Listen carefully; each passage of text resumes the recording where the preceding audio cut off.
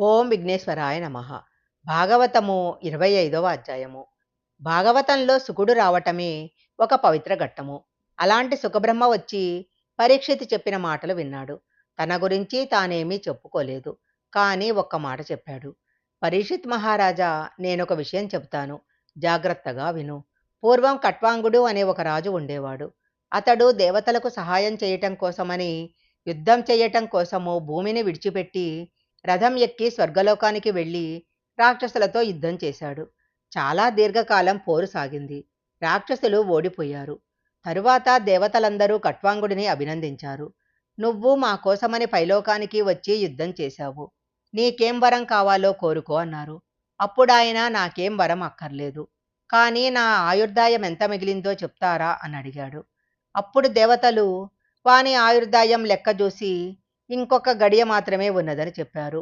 తాను తరించిపోవటానికి ఆ ఒక్క గడియ ఆయుర్దాయం చాలునని కట్వాంగుడు భావించాడు. వెంటనే తన రథం ఎక్కి గబగబా భూమండలానికి వెళ్ళి అంతఃపురంలోనికి వెళ్ళి ఈ మాట చెప్పేసి ధ్యాన నిమగ్నుడే ఈశ్వరుడిని ధ్యానం చేస్తూ కూర్చొని శరీరాన్ని విడిచిపెట్టేసి మోక్షం పొందాడు. ఒక్క గడియ కాలం మాత్రమే ఆయుర్దాయం కలిగిన కట్వాంగుడే మోక్షాన్ని పొందగలిగాడు. నీకింకా 7 రోజుల సమయం ఉంది.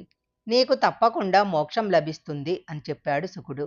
ఎంత గొప్పగా మాట్లాడాడో చూడండి. ఇలా మాట్లాడినవాడు గురువు.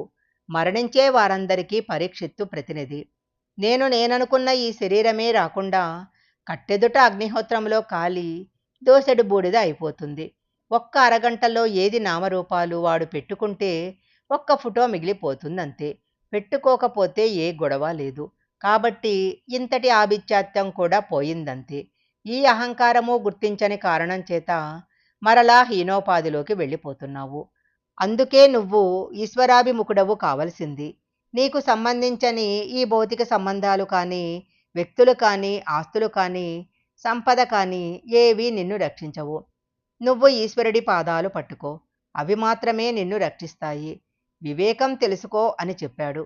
ఇక్కడ శుకుడు విరాట్ రూప వర్ణనమంతా చేశాడు.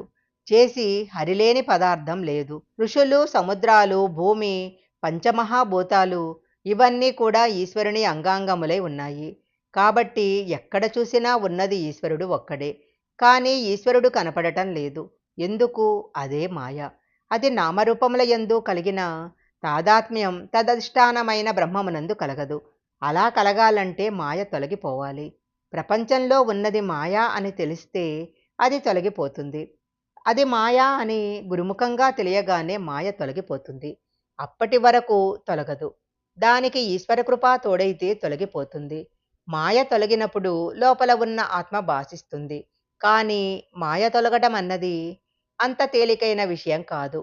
ఈశ్వరుని కోసం నువ్వెక్కడా తిరగాల్సిన అవసరం లేదు. విశ్వం హరి, హరి విశ్వం. అజ్ఞానము చేత లోకములో ఈశ్వరుడు, లోకము ఇంకా ఇంకా అలా కనపడుతూ ఉన్నాయి. కానీ జ్ఞాననేత్రం చేత చూస్తే ఉన్నది ఒక్కటే. నువ్వు కానీ సక్రమంగా వినదలుచుకుంటే హరిమయం కాని పదార్థము ఈ ప్రపంచమందు లేదు. ఇది తెలుసుకొని సమస్తము ఈశ్వరమయం జగత్ అని అంగీకరించి అంతటా బ్రహ్మాన్ని చూసి ఉన్నది బ్రహ్మమే అని నువ్వు అంగీకరించగలిగితే నీకు ఉత్తర క్షణమే మోక్షము అని బోధ చేసి భక్తి నిలబడటానికి శుకుడు ఒక మాట చెప్పాడు. నేను భక్తిగా ఉంటాను అంటే కుదరదు. నీకు ఈశ్వరుని యందు పూనిక కలగాలి. ఇంట్లో కూర్చొని భగవంతుని మీద భక్తి రావాలంటే రాదు. ఈశ్వరుని ముందు నువ్వు నమస్కారం చెయ్యటం మొదలు పెడితే ఆయన నీకొక దారి చూపిస్తాడు. భగవంతుని కథలు వినడమనే స్థితికి నిన్ను తీసుకొని వెడతాడు. కానీ మనిషి కొన్ని కోట్ల కోట్ల జన్మల వరకు అసలు భాగవత కథ వైపు వెళ్ళడు.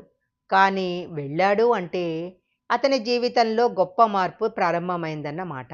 భగవంతుని కథలను వినటము నువ్వు ప్రారంభిస్తే భక్తి కలుగుతుంది.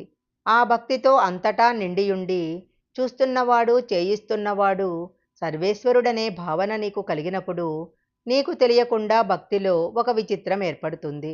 భాగవతం మనసుకు ఆలంబన ఇస్తుంది. మనసును మారుస్తుంది. ఈశ్వరుని వైపు తిప్పుతుంది. దీనిని అందరూ పొందలేరు. ఈ అదృష్టం పొందాలి అంటే ఈశ్వరానుగ్రహం కూడా ఉండాలి. ఎవరిని ఈశ్వరుడు అనుగ్రహిస్తాడో వారు మాత్రమే భాగవతమును వినగలరు. అంతేగాని అందరూ భాగవతాన్ని వినలేరు.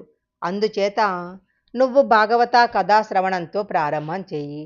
ఈ సమస్త జగత్తును సృష్టించినవాడు ఆయనే అని చెప్పాడు. భాగవతము 25వ అధ్యాయం సంపూర్ణం.